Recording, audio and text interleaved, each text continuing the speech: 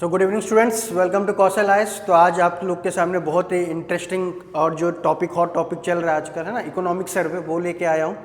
तो आपको पता ही है कि बजट आ रखा है। फरवरी 1 को हमारे union finance minister Nirmala Sitharaman ने आके बहुत तगड़ा ताबेबाज बजट उन्होंने पेश कर रखा है, जो कि पूरा टारगेट कर रहा है आपका मिडिल क्लास का अपलिफ्टमेंट पे, है ना, दिल्ली इलेक्शन पे एंड बिहार का पॉलिटिक्स पे।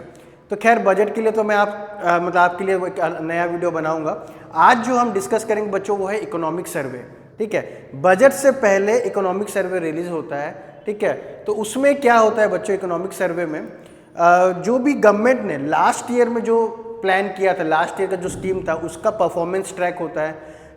करेंटली कौन सा स्कीम इंप्लीमेंट करेगी और फ्यूचर ग्रोथ क्या होता है, वो तीनों कंपोनेंट आपका इकोनॉमिक सर्वे में मौजूद रहता है। ठीक है बच्चों, तो इकोनॉमिक सर्वे में पहले तो जैसे आपसे पूछ सकता है कि क्या क्या कंपोनेंट मौजूद होंगे बच्चों। यहाँ पे जो पास्ट जो स्कीम होगा, पास्ट इन ये मतलब आपका 2024 का स्कीम। ठीक है, जो फाइनेंशियल ईयर ये क्या हमारा फाइनेंशियल ईयर 2025 है, मतलब आपका अप्रैल 1 से लेके अप्रैल 1 2024 से लेके मार्च 2025 तक जो फाइनेंशियल ईयर, उसको हम बोलेंगे क्या, FY25।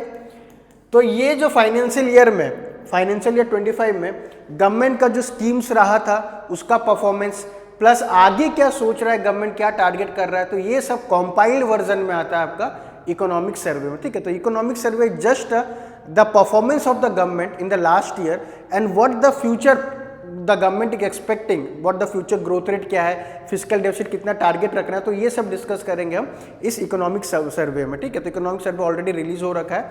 तो आज जो मैं डिस्कस करूंगा आपसे top 10 highlights of economic survey. ऐसे तो बहुत वास्ट डॉक्यूमेंट है, 200-300 पेज का है, उतना तो रेलिवेंट नहीं है, उतना पढ़ भी नहीं सकते। तो जो यूपीएससी और ओपीएससी के लिए जो इंपॉर्टेंट है, जो टॉप 10 जो हाइलाइट्स है, वो आपसे डिस्कस करेंगे। कुछ कोड्स है, कुछ फिगर्स है, ठीक है, वो आपको रिमेंबर करना होगा ताकि आप उसको मेंस आंसर में अपना आप लिख सकते हैं। ठीक है, तो पहला जो इकोनॉमिक सर्वे का जो मैंने लिस्ट आउट कर दिया है, जो 10 इंपॉर्टेंट टॉपिक्स है, उसी को आज देखेंगे बच्चों। पहला है GDP projection, inflation, unemployment, infrastructure, deregulation, job loss of AI, corporate working hours, health tax on junk food, dependent on China for key products and tariffs should be rationalised. ये top 10 highlights points है बच्चों जो economic survey का, जो कि आपका relevant है UPSC civil service examination का या फिर OPSC OS Odisha civil service examination के लिए बहुत रेलिवेंट है। एक एक करके देखते हैं क्या हाईलाइट है तुम्हारा। तो पहला जो बच्चों जो स्लाइड देख रहे हो आप, वो जीडीपी फोरकास्ट किया है उन्होंने। तो उन्होंने बताया है कि अभी जो 2025 का जो एंड होने वाला है मार्च में, जैसे मैंने कहा था फाइनेंशियल ईयर, तो वो लोग टारगेट कितना रखे हैं कि हमारा जीडीपी ग्रोथ रेट कितना होगा, 6.4%। ठीक है, तो हम जो क्लोज करेंगे अपना फाइनेंशियल ईयर, उसमें जीडीपी ग्रोथ रेट का अनुमान लगा कि 6.4% रहेगा। और नेक्स्ट फाइनेंशियल ईयर में, डेट इज फाइनेंशियल ईयर 2026 में जीडीपी का रेंज क्या रखा गया है, 6.3-6.8%। ठीक है, तो ये कोट आप कर सकते हैं। जो अभी जो हम अचीव करेंगे करने का जो एस्टिमेट रखा गया है टिल मार्च 2025 6.4%, और आने वाले जो नेक्स्ट फाइनेंशियल ईयर में 6.3 से लेकर 6.8 का गवर्नमेंट ऑफ इंडिया टारगेट कर रहा है कितना हमारा जीडीपी ग्रोथ रेट बढ़ेगा।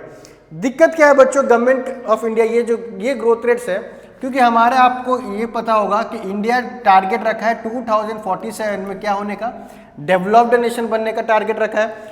तो ये इस जीडीपी ग्रोथ रेट में पॉसिबल नहीं है। In order to India to become विकसित भारत, ठीक है, या फिर डेवलप्ड नेशन, या फिर बोलते हैं विश्व गुरु, उसके लिए 8% का जीडीपी ग्रोथ रेट चाहिए फॉर अ डिकेड, मतलब फॉर 10 ईयर्स लगातार। ठीक है, तो जो टारगेट लेके चल रहे हैं कि डेवलप्ड नेशन इंडिया हो जाएगा 2047 में, वो थोड़ा अनरियलिस्टिक है एज पर द जीडीपी जो उनका फोरकास्ट आ रहा है 6.3 से 6%।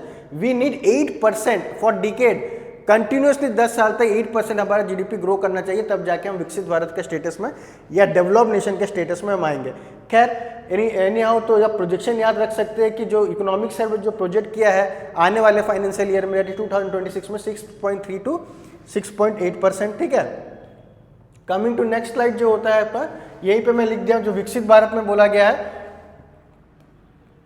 ठीक है, तो in order to be developed कितना चाहिए, अराउंड 8% चाहिए at constant prices for about a decade और 2। ठीक है, 10 मिनिमम 10 साल तक 8% जीडीपी ग्रोथ रेट में चाहिए, प्लस इन्वेस्टमेंट रेट कितना होना चाहिए, must rise to 35% of GDP from the current. अभी जो इन्वेस्टमेंट जो हमारा चल रहा है इकोनॉमी वो 31% है, उसका 35% चाहिए, ठीक है। तो इन्वेस्टमेंट मतलब बोले तो आपको क्या समझ आएगा, both private and government investment, but सबसे ज़्यादा क्रिटिकल होता है हमारा प्राइवेट इन्वेस्टमेंट, इसको हमें राइज करना है, ठीक है। तो हमें प्राइवेट लोग को मोटिवेट करना है, इंसेंटिवाइज करना है, ताकि वो इन्वेस्ट करे इकोनॉमी में, तब जाके हम ये 2047 में जो विकसित भारत का टाइटल है वो पा सकते हैं, ठीक है। तो आगे बढ़ते हैं, जो कुछ की पॉइंट जैसे ये दे रखा हूं मैं, रिटेल इन्फ्लेशन सॉफ्ट, ये इन्फ्लेशन के लिए मैं बना दिया था। इन्फ्लेशन भी वो लोग बोल रहे हैं कि आने वाले कुछ समय में वो तो कूल हो जाएगा। अभी जो 5.4% चल रहा है वो तुम्हारा 4.9% आ जाएगा, ठीक है। और एक बात यहाँ पे कह रखा है उन्होंने, अनएम्प्लॉयमेंट रेट, ठीक है। तो ये इन्फ्लेशन का एक डेटा आप याद कर सकते हैं कि रिटेल इन्फ्लेशन जो है, इकोनॉमिक सर्वे टारगेट किया है रिटेल हेडलाइन इन्फ्लेशन का, it will soften from 5.4% to 4.9%, ठीक है।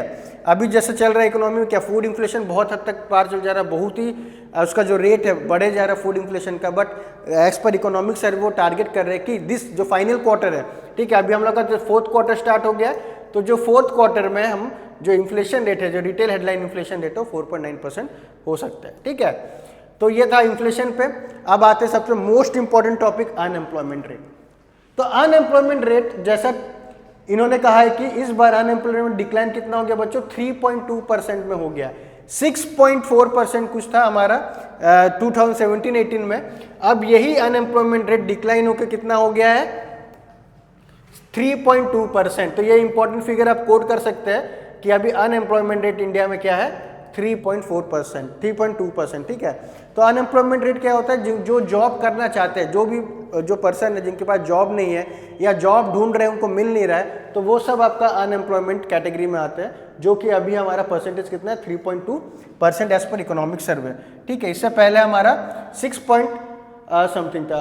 अगेन क्या एस्टिमेट किया गया है, अगेन डेवलप्ड होने के लिए, या फिर जितना भी हमारा जो पॉपुलेशन जो बढ़ रहा है, ठीक है। हम आप जानते हो कि इंडिया अभी वर्ल्ड का सबसे लार्जेस्ट पॉपुलेशन कंट्री हो गया, तो इतना यूथ हो गया, इतना डेमोग्राफिक डिविडेंड हो गया है, तो टारगेट किया जा रहा है सबको जॉब देने के लिए, जो हमारा as per the population size, जो हमारा वर्कफोर्स जो बढ़ रहा है, ठीक है, जो जिस रेट से हमारा वर्कफोर्स बढ़ रहा है, उसके लिए हमें 7.85 मिलियन एडिशनल जॉब चाहिए, ठीक है। ये इतना जॉब क्रिएट होना चाहिए, तब जाके जो पॉपुलेशन जिस हिसाब से बढ़ रहा है, जिस हिसाब से वर्कफोर्स बढ़ रहा है, जिस हिसाब से लोग अभी काम करना चाहेंगे बट मिलेगा नहीं, अगर जो पॉपुलेशन को अगर एडजस्ट करते हुए हमें कितना एवरी ईयर, ठीक है, every year on an average कितना 7 या 8 मिलियन मान लो, 8 मिलियन 80 लैक्स जॉब हमें जनरेट करना है, दैट इज एवरी ईयर, ठीक है।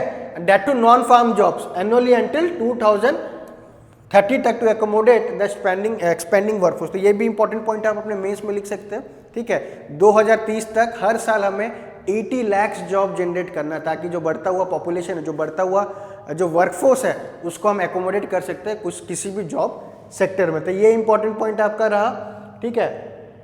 फिर आपका आता है यहाँ पे डीरेगुलेशन में, ठीक है। तो डीरेगुलेशन बच्चों क्या होता है, डीरेगुलेशन में ये कहा गया है कि मैक्सिमम जो रेड टेपिज्म जैसे होता है, अगर एमएसएमई सेक्टर जाएंगे, पेपर वर्क होता है वो कम कर दिया जाए, ठीक है। गवर्नमेंट का जो स्ट्रिक्ट मेजर्स होता है, कोई भी एक प्लान खोलने में, कोई भी एक इंडस्ट्री खोलने में, कोई भी बिजनेस रजिस्टर करने में, चाहे वो टैक्स कंप्लायंस की ना हो, और एक इसको बोलते हैं आपका डीरेगुलेशन। मतलब डीरेगुलेशन आपका जो document wise, paper wise red tapism जो होता है वो कम करने का, प्लस और भी इसमें डीरेगुलेशन आपका एक ऐड कर सकते हैं पॉइंट, डीरेगुलेशन ऑफ लाइसेंस, ठीक है। लाइसेंस भी मिनिमल किया जाए, लाइसेंस को घटाया जाए, रेड टेपिज्म जो है पेपर वर्क उसको घटाया जाए, ठीक है। इसको आप प्राइवेटाइजेशन मत समझिएगा, मतलब यहाँ पे चाह रहा है गवर्नमेंट अपना कैसे कंट्रोल या जो इन्फ्लुएंस जो करता है उसको बहुत कम किया जाए, प्राइवेट सेक्टर को ज़्यादा दिया जाए ग्रोथ करने के लिए। क्योंकि आपको मैंने पिछले टाइम बोला था प्राइवेट सेक्टर से इन्वेस्टमेंट में बहुत चाहिए, 35% अराउंड। तो प्राइवेट सेक्टर कब बूस्ट होगा, कब वो चार्ज अप होगा इन्वेस्ट करने इकोनॉमी में, जब उस पर रेगुलेशन कम किया जाए, गवर्नमेंट का इतना हार्श या स्ट्रिक्टर मेजर्स ना हो, ठीक है। जो छोटे छोटे मोटे जो इंडस्ट्रीज होता है एमएसएमई का, तो वो लोग तो आज तक अपना जीएसटी भरना या कैसे भरते हो समझ ही नहीं पाए, ठीक है। जीएसटी भरना तो बहुत कॉम्प्लेक्स प्रोसेस है, आपको सीए हायर करना पड़ता है, तो एमएसएमई लोग के पास उतना तो रिसोर्सेस नहीं है, पैसा नहीं है कि वो सीए हायर करके करेंगे।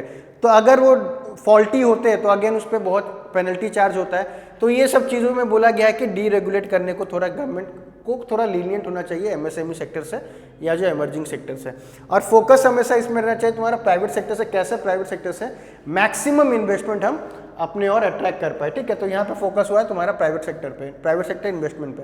अगेन ये भी ट्रेंडिंग टॉपिक चल रहा है ना। बहुत लोग पूछते हैं सर अगर एआई आ रहा है तो क्या इससे जॉब लॉस होगा, ठीक है। ये तो बहुत ही क्रिटिकल क्वेश्चन है कि एआई आने से जॉब लॉस होगा कि नहीं होगा। डेफिनेटली जॉब लॉस होगा। एआई आ रहा है, मशीन लर्निंग आ रहा है, ये सब से जॉब लॉस होगा, क्योंकि ये सब मशीन जो है, एआई जो आजकल जो चल रहा है ना मार्केट में, से चैट जीपीटी हो गया, 10 लोगों का काम एक ही कर दे रहा है। आप कमांड प्रॉम्प्ट करोगे, सॉल्यूशन आपको मिल गया। कोडिंग करना है आईटी सेक्टर में, लोग कोड कर रहे हैं तो एआई में जाके सर्च कर ले रहे, कोडिंग मिल जा रहा है उनको, जाके एप्लीकेबल या इम्प्लीमेंट कर दे रहे। तो नो डाउट एआई अगर आता है तो जॉब लॉस होगा, बट जॉब क्रिएट भी कर सकते हैं इससे। तो हमें क्या करना चाहिए, जो एआई से जो जॉब लॉस हो रहा है उससे बचने का एकमात्र सॉल्यूशन है, लोगों को अपस्किल करना पड़ेगा, लोगों को रिस्किल करना पड़ेगा, ठीक है। तो एकमात्र जो सॉल्यूशन जो इकोनॉमी, ये मैं नहीं बोल रहा, ये इकोनॉमिक सर्वे बोल रहा है कि जो जॉब लॉस होगा, ठीक है, तो जो पर्सन का जो जॉब बचाना, to protect the job loss of the person we need to upskill them, ठीक है, अपस्किल एंड रीस्किल देम, ठीक है। अगर जॉब लॉस से बचना है तो इकोनॉमिक सर्वे सजेस्ट क्या कर रहा है कि उनको अपस्किल करना पड़ेगा, रीस्किल करना पड़ेगा, नया नया टेक्नोलॉजी सीखना पड़ेगा।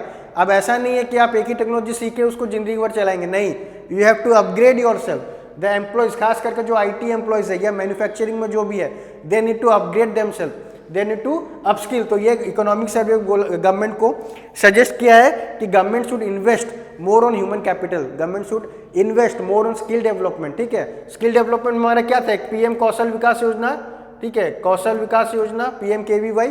तो पीएम कौशल विकास योजना में क्या हो रहा था, स्किल डेवलपमेंट करना है, तो इस पे और भी एम्फसाइज करके जितने लोग हैं जो मैक्सिमम उनको स्किल अपग्रेड करना पड़ेगा, ट्रेनिंग देना पड़ेगा, ठीक है, तब जाके जो एआई से जो जॉब लॉस होने का खतरा है वो घट सकता है, ठीक है। तो ये आपका शॉकिंग स्टैटिस्टिक है।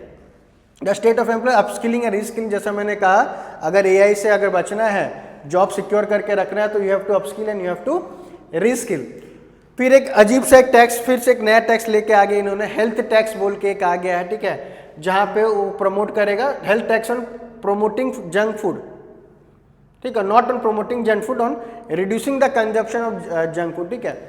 हेल्थ टैक्स, हाँ, तो जो भी जंक फूड है उस पर हेल्थ टैक्स लगाया जा रहा है, ठीक है। ईट इंडिया, ठीक है, जो कैंपेन हमारे चला था ईट इंडिया फिट इंडिया, तो अभी जंक फूड पे आप देखोगे टैक्सेस लगेगा, ठीक है, सेस लगेगा, टैक्सेस लगेगा। जैसे आपने कुछ वीडियो देखा ही होगा निर्मला सीतारमण का, जब उन्होंने कहा था कैरामलाइज्ड पॉपकॉर्न पे, है ना, कैरामलाइज्ड पॉपकॉर्न पे उन्होंने जीएसटी लगा दिया 28% का। अब नॉर्मल पॉपकॉर्न में आपका जीएसटी 5% का है, जब उसको शुगर डाल देंगे कैरामलाइज्ड, उसका जीएसटी 28% हो जाएगा, क्योंकि माना जाता है कैरामलाइज्ड जो है या कैरामलाइज्ड जो शुगर होता है वो हेल्थ के लिए खराब होता है, ठीक है। तो जो भी है हेल्थ टैक्स लगेगा आपका जंक फूड में, एज ऑफ नाउ स्टार्ट हो जाएगा ये फॉर अल्ट्रा प्रोसेस्ड फूड्स या जंक फूड। फिर ये भी बहुत इंपॉर्टेंट स्टडी बच्चों, इंडिया इनकम्स फैट प्रॉफिट। इस स्लाइड में मैं ये बोलने का चाह रही है, इकोनॉमिक्स अब ये बोल रहा है कि कॉर्पोरेट जो इंडस्ट्रीज है ना, जो आईटी सेक्टर्स है, उनका प्रॉफिट बहुत तेजी से बढ़ रहा है, ठीक है। आप मान लो फॉर एग्जांपल, अगर कॉर्पोरेट सेक्टर लोग 100 रुपये प्रॉफिट कर रहे हैं, ठीक है, अगर मैं कहूं कि कॉर्पोरेट सेक्टर लोग अगर 100 रुपये अगर प्रॉफिट कर रहे हैं, ठीक है, 100 रुपये अगर प्रॉफिट कर रहे हैं, बट एम्प्लॉयज का जो वेज है ना, एम्प्लॉयज का जो वेज है वो उसके प्रॉफिट के हिसाब से नहीं बढ़ेगा। 100 रुपये प्रॉफिट हो रहा है तो 1 रुपये बढ़ा रहे हैं। तो ये बहुत ही एक अनर्थ किया गया है, मतलब रिवील किया है कि जो कॉर्पोरेट सेक्टर है इंडिया में, उनका प्रॉफिट तो बहुत ही टैंडमली हाई है, बट उसके हिसाब से एम्प्लॉय का वेज नहीं बढ़ता। आज आपको देखेंगे आईटी सेक्टर में अगर ज्वाइन करते हैं तो आपका पैकेज अगेन 3 से 3.5 जो एलपीए रहता है, लैक्स पर एनम रहता है, ठीक है। ये कम से कम नहीं भी तो 20 साल से चल रहा है। बट क्या कॉर्पोरेट कंपनी 20 साल से एक ही रेवेन्यू ग्रो कर रहा है क्या, एक ही अमाउंट ऑफ प्रॉफिट कमा रहा है? उनका प्रॉफिट बढ़े जा रहा है, बट ये जो है जो फ्रेशर्स का है, जो उनका जो एम्प्लॉयज़ का जो वेज है उसके टैंडमली उन लोग बढ़ा नहीं रहे। तो बहुत क्रिटिकल पॉइंट है। प्लस जो जैसे नारायण मूर्ति, बहुत सारे बड़े बड़े सीईओ ने सजेस्ट किया की थी जो वर्किंग आवर्स होना चाहिए 90 आवर्स होना चाहिए या छुट्टी मत लो। इकोनॉमिक सर्वे ने सजेस्ट किया है कि वर्किंग आवर्स आपका 60 आवर्स है, ज़्यादा नहीं होना चाहिए पर वीक, ठीक है। अगर इससे ज़्यादा कोई अगर वर्किंग आवर होता है तो अगेन वो मेंटल प्रेशर, मेंटल डिप्रेशन उसको आएगा। तो ऐसा इकोनॉमिक सर्वे ने कोट किया है, the corporate company should restrict their timing maximum up to 60 hours per week, ठीक है, उससे ज़्यादा नहीं, कारण आपका मेंटल प्रेशर, डिप्रेशन, ये सब देखा गया है। तो जो भी हमारे टॉप सीईओस ने कहा है, नारायण कृष्णमूर्ति ने कहा 90 घंटा काम करिए, 72 घंटा काम करिए वीक में, तो ये सब नहीं है, ये सब बोगस है। प्रैक्टिकल में आइए, बहुत ही मुश्किल होता है ना, क्योंकि नॉट जो वर्क लाइफ बैलेंस है वो बिगड़ जाएगा, इंसान का क्या मेंटल कंडीशन है वो भी चले जाएगा बहुत हद तक, और डिप्रेशन में आने का बहुत चांसेस है एज पर इकोनॉमिक सर्वे, ठीक है। तो इसमें आप 2 पॉइंट याद रखोगे, जो कॉर्पोरेट सेक्टर अपने वेज, जो अपना प्रॉफिट के हिसाब से एम्प्लॉयज़ का वेज नहीं बढ़ाता है, ठीक है। तो again focus on work place culture mentally, जो मैंने कहा यहाँ पे 60 आवर्स अ वीक का एक टारगेट, मतलब एक maximum hours a person can should employ, employer should employ the person as 60 hours a week, ठीक है। 60 घंटे से ज़्यादा हफ्ते का उसको काम करने का नहीं है, देना नहीं चाहिए, ताकि अपना उसका हेल्थ जो है, उनका फिजिकल हेल्थ या मेंटल हेल्थ वो खराब हो सकता है। फिर आते हैं हमारा डाइवर्सिफाई इंपोर्ट पर चाइना, और एक बहुत इकोनॉमिक सर्वे ने बहुत ही क्रिटिकल पॉइंट सजेस्ट कर रखा है कि हम ऑब्वियसली, आपको ही पता है कि इंडिया चाइना से बहुत डिपेंडेंट है, ओवर डिपेंडेंस है। किस चीज़ में? सेमीकंडक्टर में, रेयर अर्थ मिनरल में, इवन ईवी जो सेक्टर से हमारा पूरा डिपेंडेंट चाइना से, जो सेमीकंडक्टर लाते हैं, या फिर सीलियम लिथियम आयन बैटरीज हो गया, तो सब कुछ हम चाइना से इंपोर्ट कर रहे हैं, निकल ले रहे हैं, कोबाल्ट ले रहे हैं, लिथियम ले रहे हैं, ठीक है। इससे क्या हो रहा है, जब ओवर डिपेंडेंस हो जा रहा है, तो हम, हमारा टारगेट क्या 2047 में विकसित भारत होने का, क्या बन पाएंगे? अगर आप चाइना में इतना ओवर डिपेंडेंट है तो कभी भी आप डेवलप नेशन नहीं बन पाएंगे, ठीक है। तो इकोनॉमिक सर्वे सजेस्ट करे कि चाइना से जो डिपेंडेंसी है उसको धीरे धीरे घटाया जाए। ये जो इंपोर्ट करे, हालांकि हमारे पास रेयर अर्थ मिनरल नहीं है, बट जो इंपोर्ट हम करें दूसरे कंट्री से, उसको डाइवर्सिफाई किया जाए। सिर्फ चाइना नहीं, और भी कंट्री जैसे वेनेजुएला है, आपका ब्राज़ील है, साउथ अफ्रीका, अब वहाँ से भी हमें अपना जो इंपोर्ट है या सोर्स है उसको डाइवर्सिफाई करना पड़ेगा। चाइना पे अगर पूरा डिपेंडेंट हो जाएंगे तो चाइना एक दिन आके हम लोग खा लेगा, ठीक है। तो that is the fear from red dragon. तो आज जैसे चाइना में हम सेमी कंडक्टर के लिए डिपेंडेंट है, चिप्स के लिए डिपेंडेंट है, हैवी कैपिटल मशीनरीज के लिए डिपेंडेंट है, ईवी व्हीकल, ईवी जो है ना बैटरीज के लिए डिपेंडेंट है। तो ये डिपेंडेंसी हमें आउटसोर्स करना पड़ेगा, डाइवर्सिफाई करना पड़ेगा, तब जाके इंडिया एक सेल्फ रिलायंट इकोनॉमी बन सकता है, ठीक है। तो इसमें इन्होंने यही कहा है, ठीक है। फिर ये लास्ट जो टॉपिक है, मैंने बच्चों क्या था, टैरिफ शुड बी रैशनलाइज्ड। तो ये जो आप देख रहे हो, जो ट्रम्प है ना, डोनाल्ड ट्रम्प है, उन्होंने तो अभी अज्यूम कर लिया प्रेसिडेंसी, और आते ही कहा है कि जो भी कंट्री हमारे एक्सपोर्ट पे अगर टैरिफ लगाता है, हेवी टैरिफ लगाता है, तो हम उससे ट्रेड करना बंद कर देंगे। तो ये इंडिया के लिए बहुत सोचने वाली बात पड़ गई, क्योंकि India is a major exporter to US, ठीक है। और एक बात याद रखना, इंडिया सारे कंट्री से ऑलमोस्ट ट्रेड डेफिसिट में है सिवाय यूएस से। यूएस से इंडिया बहुत ही एक्सपोर्ट करता है यूएस को, और बहुत ही ट्रेड सरप्लस है, तो यूएस से बहुत ज़्यादा कैपिटल जनरेट करता है। अगर यूएस टैरिफ लगा दिया इंडियन के प्रोडक्ट्स में, जैसे इंडिया स्पाइसेस एक्सपोर्ट करता है, मशीन्स एक्सपोर्ट करता है, ज्वेलरी एक्सपोर्ट करता है, ठीक है, तो ये सब बहुत कुछ यहाँ पे एक्सपोर्ट करते हैं। बट डोनाल्ड ट्रम्प जो कहा है कि अगर आप लोग इंपोर्ट में वो, अगर जो यूएस से जो इंडिया आ रहा है उसमें अगर तुमने लगा दिया टैरिफ, तो हम तुम्हारे गुड्स को अलाउ नहीं करेंगे। तो इसलिए निर्मला सीतारमण ने बोला है कि ठीक है, इकोनॉमिक सर्वे सजेस्ट किया गया है कि जो टैरिफ है उसको रैशनलाइज करना चाहिए। इंडिया जो इंपोर्ट का जो टैरिफ रखता है, पर्टिकुलरली फॉर यूएसए, यूएसए से कुछ भी अगर इंपोर्ट आ रहा है तो टैरिफ को थोड़ा कम करो, है ना, तब जाके इनका रिलेशनशिप सही रहेगा, नहीं तो फिर खतरे की बात है। फिर फिस्कल डेफिसिट आप टारगेट बोल सकते हो। देखिए फिस्कल डेफिसिट 2021 में 9.2 था, 6.7 हुआ, 6.4 हुआ। अभी जो फिस्कल डेफिसिट हो आपका हमारा 5.6% ऑफ जीडीपी, ठीक है। तो ये आप कोट कर सकते हैं मेंस आंसर में, ठीक है।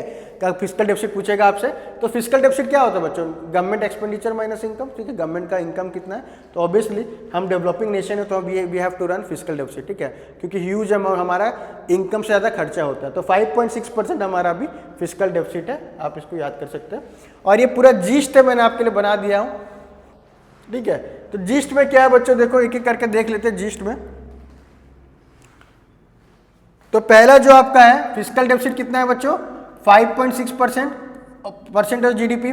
फिर आप ये भी कोट कर सकते हो, very important, foreign exchange reserve कितना है बच्चों हमारा, 634.6 बिलियन यूएस डॉलर। बहुत ही ज्यादा फॉरेक्स देख रहे हो, फॉरेक्स रिजर्व तो हमारा बढ़ते चले जा रहा है। तो हमारा जो करंट फॉरेक्स रिजर्व कितना है 634.6 बिलियन यूएस डॉलर, ठीक है। तो हमारा जो इंपोर्ट कवर है ऑलमोस्ट, इंपोर्ट कवर एक होता है इंपोर्ट कवर, ऑलमोस्ट हमारा 120 डेज से भी ऊपर हो गया है। मतलब अगर हम अभी अगर एक्सपोर्ट करना बंद कर दें, अगर हमारे पास डॉलर नहीं है, अगर एक्सपोर्ट करने से क्या डॉलर तो मिलेगा नहीं हमें, फिर भी हम 120 दिन तक विदाउट एनी एक्सपोर्ट हम एसेंशियल आइटम्स को इंपोर्ट कर सकते हैं। हमारे पास इतना रिजर्व में यूएस डॉलर है, ठीक है, या फिर फॉरेक्स रिजर्व है। Not only US dollar, forex reserve में 4 कंपोनेंट आता है। तो ये जो तुम्हारा है फॉरेक्स जो रिजर्व कितना है 634.6 बिलियन यूएस डॉलर है हमारा। इंडस्ट्रियल प्रोडक्शन कितना हो रहा है बच्चों, 5.9% का ग्रोथ हुआ है हमारे इंडस्ट्रियल प्रोडक्शन में। कैपिटल एक्सपेंडिचर कितना हुआ है, 3.2% ऑफ कैपिटल एक्सपेंडिचर और परसेंट ऑफ जीडीपी। यहीं पे कैपिटल एक्सपेंडिचर में आपको ये बात बोलना, जैसे मैं बोला था, प्राइवेट सेक्टर से ज़्यादा हमें मोटिवेट करना पड़ेगा, प्राइवेट सेक्टर से ज़्यादा सोर्स करना पड़ेगा, ताकि जो कैपिटल एक्सपेंडिचर या फिर जो गवर्नमेंट पे जो लोड है, देखो गवर्नमेंट के पास पैसा कहाँ से आएगा, गवर्नमेंट चाहता है कि जो बर्डन है वो शेयर करे किससे, प्राइवेट एंटिटी, प्राइवेट प्लेयर्स के साथ। Private players they have potential to expand on the economy.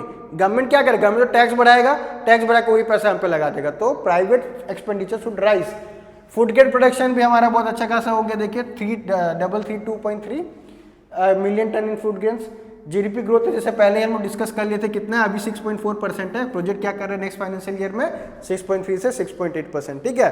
तो ये था पूरा जीस्ट बच्चों, टॉप 10 हाईलाइट जो मैंने कहा। आपको फिगर याद रखना पड़ेगा, जीडीपी ग्रोथ रेट का, फॉरेन एक्सचेंज रिजर्व कितना है, अनएम्प्लॉयमेंट रेट कितना है ना, फिस्कल डेफिसिट कितना है, और जो जॉब लॉस होगा जो है उसको प्रोटेक्ट करने के लिए क्या स्टेप लेना चाहिए गवर्नमेंट को। तो ये आप पूरा याद रखेंगे इस स्लाइड को रेफर करके, ठीक है। तो ये स्लाइड मैं आपको अपने डिस्क्रिप्शन बॉक्स में दे दूंगा, वो लिंक है हमारा ओपन टेलीग्राम चैनल का, उसमें आप ज्वाइन करिए और ये कंप्लीट जो सेट है आप उधर डाउनलोड कर सकते हैं, ठीक है।